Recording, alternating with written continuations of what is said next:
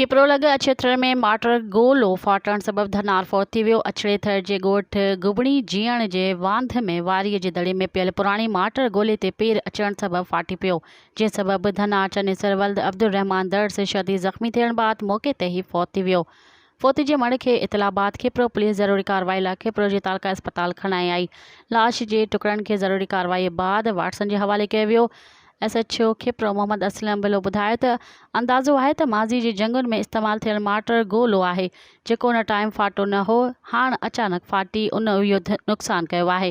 यादि रहे त उन खां अॻु बि केतिरा ई भेरा माटर गोला फाटण करे मक़ामी माण्हुनि जे मारिजण जा वाक़िया पेश ईंदा रहिया आहिनि। मज़ीद ख़बरनि ऐं तफ़सीलात लाइ विज़िट कयो असांजी वेबसाइट www.awamiNewsHD.com ऐं ॾिसंदा रहो अवामी न्यूज़ HD।